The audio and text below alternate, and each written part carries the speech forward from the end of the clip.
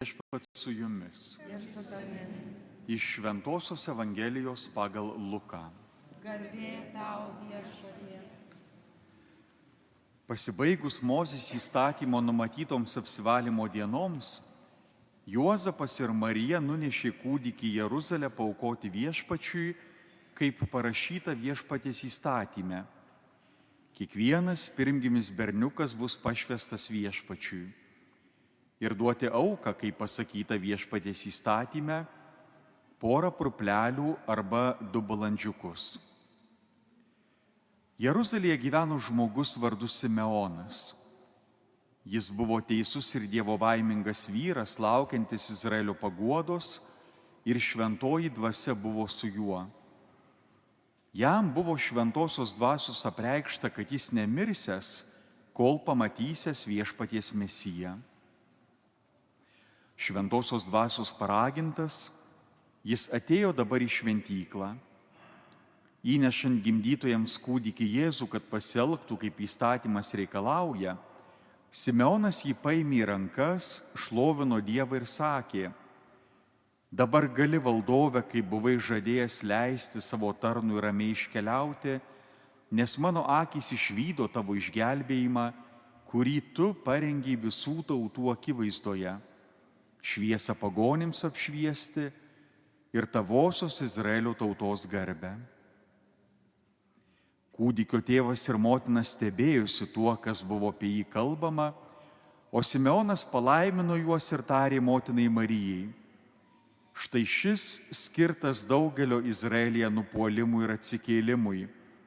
Jis bus prieštaravimo ženklas ir tavo pačios sielą pervers kalavijas, kad būtų atskleistos daugelio širdžių mintys. Ten buvo ir pranašė Ona, Fanuelio duktė iš Asero giminės. Ji buvo visiškai susenusi.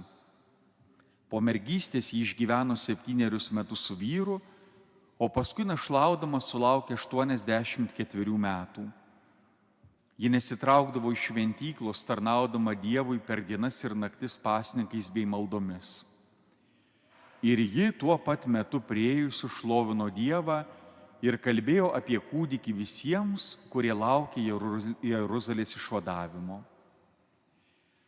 Atlikę visą, ko reikalavo Viešpaties įstatymas, jie sugrįžo į Galilėją, į savo miestą Nazaretą. Vaikelis augo ir stiprėjo. Jis darėsi pilnas išminties ir Dievo malonė buvo su juo. Tai Viešpaties žodis. Šlovė tau, Kristau.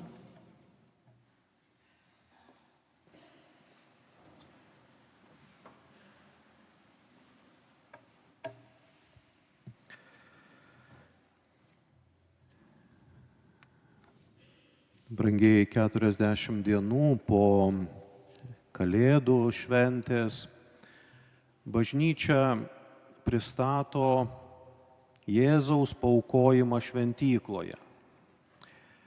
Rytų krikščionys šią šventę vadina susitikimas. Bet apie kokį susitikimą čia yra kalbama? Pirmiausia, kalbama apie senosios šventyklos, Jeruzalės šventyklos susitikimą su naujaja. Tai yra krikščionių bendruomenė, kuri yra ta naujoji bažnyčia. Antrasis susitikimas vyksta tarp Senojo ir Naujojo testamento, kurį atstovauja Kristus. Trečiasis susitikimas yra tarp Jėzaus ir Simeono bei Onos. Tai yra susitikimas tarp Dievo ir žmogaus. Evangelijos ištrauka prasideda pasakojimu, kaip Jėzaus tėvai atkeliauja į Jeruzalės šventyklą, kad atliktų apsivalymo apeigas ir paaukotų savo vaiką Viešpačiui. Pirmose teksto eilutėse yra keletas reikšmingų detalių. Pirmiausia, tėvai paaukoja savo vaiką viešpačiui. Tai labai graži scena. Ji suteikia ir mums labai svarbią žinią. Vaikas nepriklauso Marijai ir Juozapui. Šitas vaikas yra jiems patikėtas, kad paruoštų jį Dievo paskirtai misijai. Jie turi paruošti Jėzų, kad jo identitetas atitiktų Dievo vaiko identitetą ir kad jis sutaptų su Dievo svajone, kurią jis turi būtent šitam vaikui. Dievas turi kiekvienam iš mūsų savo svajonę. Ši žinia yra svarbi ir šių dienų kiekvienai šeimai. Vaikai nepriklauso tėvams. Vaikai priklauso Dievui. O Dievas juos dovanoja žmonijai kaip dovana, kuri ateina iš dangaus. Kiekvienas vaikas yra dangaus dovana žmonijai. Todėl kiekvienas vaikas, kuris atsiranda mūsų tarpe, atsineša su savimi Dievo meilės dovaną, skirtą visiems žmonėms. Ką tą turi daryti tėvai su savo vaiku, kuris jiems gimė? Nesistengti realizuoti savo svajones, bet sekti Nazareto šeimos pavyzdžių. Paaukoti vaiką viešpačiui. Labai dažnai, kai gimsta vaikas, tėvai nori realizuoti jame savo svajones. Taip, kaip jie įsivaizduoja. Galbūt neišsipildžiusias savo svajones. Bet vaikas nėra daiktas, nėra jų nuosavybė, yra dovana. Tokiu būdu tėvai paveda vaiką pašaukimui, kurį jam skyrė viešpats. Tas pašaukimas gali iš esmės skirtis nuo planų, kuriuos turi tėvai. Tėvų pareiga yra pasitarnauti Dievui, kad vaikai galėtų geriau atlikti dangiško tėvo jiems pavestą misiją. Nemanykime, kad Juozapas ir Marija neturėjo savo svajonių šio vaiko atžvilgiu. Bet jie sugebėjo atsiplėšti nuo asmeninių interesų ir pasivesti Dievo valiai. Kita detalė yra labai svarbi būtent evangelistui Lukui, kadangi jam socialiniai klausimai ypač yra aktualūs. Jis parodo, kad ši šeima yra labai paprasta, nepasiturinti, nes aukoja ne avinėlius, bet balandžius. Mesijas negimė prabangiuose imperatoriaus rūmuose, bet nuo pirmų šio pasaulio gyvenimo akimirkų iki paskutinių savo gyvenimo akimirkų stojasi greta su paprastais eiliniais žmonėmis. Paskui mes, skaitydami Evangeliją, sutinkame senelį Simeoną, kuris, kaip rašo tekstas, buvo teisus ir pamaldus. Jis laukė susitikimo su Mesiju. Tai tikro Izraelito, ir tikro Mesijo susitikimas. Jis parodo, kad visas Senasis testamentas laukė Mesijo. Įsivaizduokime tuo metu, kai Marija su Juozapu atėjo į šventyklą, ji knibždėte knibždėjo žmonių. Ir tik 2 senoliai, turintys didelę gyvenimo patirtį, kuriems jau visai nerūpi nei karjera, nei prestižas, nei kiti dalykai, atpažįsta šitame vaikelyje Mesiją. Taigi tik laisva širdis gali atpažinti Dievą. Bet kaip tai nutiko, kad Simeonas ir Ona atpažino šitame mažame vaikelyje, tame kūdikėlyje Mesiją? Tekste rašoma: Simeonas buvo teisus ir Dievo baimingas vyras, laukiantis Izraelio paguodos, ir šventoji dvasia buvo su juo. Tyros širdies žmogus sugeba matyti tai, ko kiti nemato. Visi kiti šiame vaikelyje matė tik jo išorę. Tuo tarpu Simeonas sugebėjo įžvelgti šio vaiko tikrąją tapatybę. Dar vienas motyvas, kuris leido Simeonui atpažinti Jėzuje Mesiją, tai atvirumas šventai dvasiai, kuri kalba mūsų širdims, jei jos neužgoštos pasaulio triukšmu. Neretai dalyvaudami šventų mišių aukoje jaučiamės šventosios dvasios pakylėti. Ji duoda mums atsakymus į įvairius gyvenimo klausimus, bet išeiname iš bažnyčios ir įžengiame į pasaulį, kurio triukšmas apsupa mus, ir tuomet jau nebegirdime ramių, švelnių dvasios žodžių. Simeonas buvo tas žmogus, kuris nors gyveno pasaulyje, bet liko ištikimas Dievo dvasiai, kuri suteikė jam viltį, kad sulauks to momento, kai galės apglėbti Dievo Mesiją. O kai tai atsitiko, jisai šlovino Dievą giesme.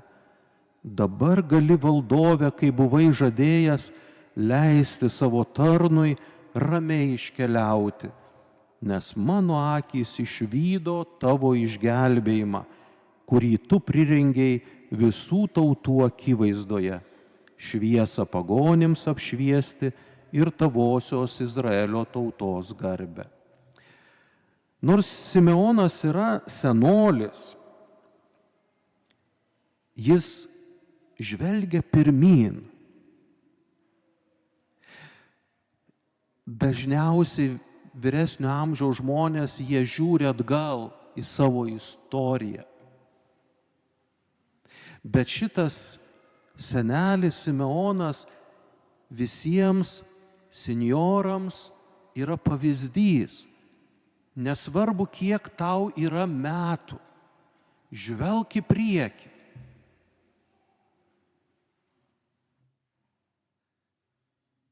Jo negazdina mirtis, nes šitam žmogui mirtis suteikia prasmę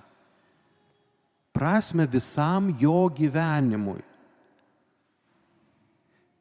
Mirtis atriša pančius ir leidžia žmogui laisvai žengti taikos keliu į taikos pasaulį. Apaštalas Paulius mirties akivaizdoje taip kalba: dabar atėjo laikas nudengti veliumą. Iš kur tas Simeono džiaugsmas prieš mirtį? Juk jis eina į pragarus, ten, kur yra Adomas ir Ieva bei kiti jo protėviai. Kodėl jisai džiaugiasi? Jis džiaugiasi, nes keliauja su velykinė viltimi. Netrukus ateis Mesijas ir atvers duris į rojų. Jis keliauja į pragarus su džiugia naujiena, kad šitą naujieną perduotų visiems ten esantiems. Simeonas nėra egoistas. Jis negalvoja vien tik apie save. Jis džiaugiasi, kad atėjo šviesa, kuri nušvis visoms tautoms. Taigi jis neša į tamsą, keliauja į tamsą su vilties žinia, kad atėjo šviesa ir tamsa bus išsklaidyta. Toliau Evangelijoje Simonas kreipiasi į Mariją, paskelbdamas pranašystę apie kalaviją, kuris pervers jos širdį. Neturime čia, mes dabar turėtumėm tikrai ištrinti iš savo galvos tą menininkų vaizduojamą Marijos asmenį su 7 susmigusiais kalavijais, kurie į jo širdį, kurie tarsi simbolizuoja Marijos kančias, kentėjimus. Ne apie tai Simeonas pranašauja. Šioje pranašystėje Marija atstovauja Izraelio tautą. Kalavijas tiek Senajame testamente, tiek ir Naujajame testamente reiškia Dievo žodį. Simeonas nori pasakyti, kad Mesijo žodis perskirs tautą. Vieni priims tą žodį, tuo tarpu kiti atmes. Taip pat šioje pranašystėje galime įžvelgti kalbą apie Marijos asmenį. Jis savo širdyje taip pat išgyveno atskirtį, išgirdusi savo sūnaus žodžius. Nes Jėzaus žodžiai iš esmės skyrėsi nuo tos katechezės, kurios nuo pat vaikystės ji buvo mokoma. Viena Marijos širdies dalis, tai yra motiniška širdis, jai liepė apsaugoti vaiką nuo gresiančios nelaimės. Nes sūnaus erezijos išprovokavo tautos elito tarpe pyktį. Ir įkeliauja kartu su savo giminaičiais į Kafarnaumą, kad susigrąžintų Jėzų atgal į Nazaretą. Tuo tarpu kita Marijos širdies dalis, tai yra mokinės širdis. Jie ragino neatmesti, bet pasitikėti Jėzaus žodžiais, nors ir nesuprato jų reikšmės iki galo. Ar nepanašiai yra ir mūsų tikėjimo kelyje? Išgirdus Dievo žodį, viena mūsų širdies dalis sako, kokie gražūs ir prasmingi tie žodžiai, bet kita širdies dalis ima prieštarauti, sakydama, juk tai kertasi su realiu gyvenimu, juk tai niekas šitaip nesielgia, niekai šitaip nedaro. Taigi ir mūsų širdis neretai išgyvena tą pasidalinimą, tą kalavijo kirtį, kuris yra Dievo žodis. Kol tu negirdi Dievo žodžio, gyveni savo kaip gyvenęs. bet kai išgirsti jį, jis nepalieka nei vieno abejingo. Kitas svarbus personažas, bylojantis apie ištikimybę Dievui, yra pranašė Ona. Kaip rašo evangelistas Lukas, ji buvo sulaukusi 84 metų amžiaus. Bet tai ne chronologija. Biblija yra teologinė knyga. Tai ne biografinė knyga. Kas yra 84 tie metai? Tai yra 7 padauginti iš 12. Skaičius 7 Biblijoje reiškia tobulumą, reiškia pilnatvę. Tuo tarpu 12, mes žinome, šitas 12 skaičius reiškia Izraelio tautą. Taigi šioje moteryje vaizduojama ta Izraelio tautos dalis, kuri priėmė Mesiją. Tai moteris, kuri pragyveno su vyru 7 metus, o jam mirus neieškojo kitos meilės, liko ištikima sutuoktiniui. Ona yra simbolis Izraelio tautos, kuri buvo ištikima vieninteliam sutuoktiniui Dievui. Biblijoje Dievas nėra vaizduojamas kaip įstatymų leidėjas, kaip teisėjas ar koks nors prokuroras. Biblinis Dievas yra sutuoktinis, kuris yra įsimylėjęs žmoniją. Ona reprezentuoja ne tik išrinktąją tautą, bet ir visą žmoniją. Dabar žmonija susitinka su savo sutuoktiniu. Sutuoktinė jį priima, nes atpažįsta savo sutuoktinį. Evangelistas mini, kad Ona priklausė Sero giminiai. Tai nėra atsitiktinė detalė. Kai buvo padalytas Izraelis, Asero giminė valdė labai turtingą Izraelio dalį. Ten, kur šiandien randasi Haifa, prie Viduržemio jūros. Tai giminė, kuri daug dėmesio skyrė verslui, materialių gerybių kaupimui. Ši giminė Jėzaus laikais jau buvo susimaišiusi su pagonimis ir nebeegzistavo. Iš visos tos giminės liko tik šita moteris, nes ji liko ištikima Dievui. Todėl Ona reprezentuoja tą žmonijos dalį, kuri liko ištikima Dievui, kuri nepasidavė stabų garbinimui. Taigi matome, kad Ona skiriasi nuo kitų savo tautos žmonių. Tai moteris, kuri atpažįsta vertybės turinčias išliekamąją vertę. Apsidairę aplinkui nesunkiai pastebėsime, kiek daug gyvena aplinkui žmonių, kurie iškeitė Dievą į įvairios rūšies stabus. Ieškodami laimės, jie keičia vienus stabus kitais, bet laimės taip ir neranda.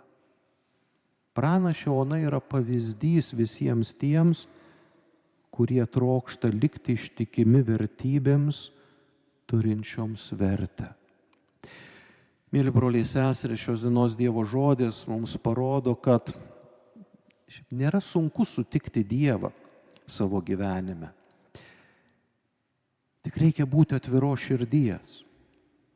Sunkiau yra išlaikyti pasitikėjimą Dievu, nes pagoniški stabai mus supa iš visų pusių. Senelis Simeonas ir pranašė Ona parodo, kad už ištikimybę Dievas mus apdovanoja tokiu džiaugsmu, kokio pasaulis niekuomet neįstengs suteikti. Net ir mirties akivaizdoje jie nepraranda ūpo. Išpažinkime savo tikėjimą.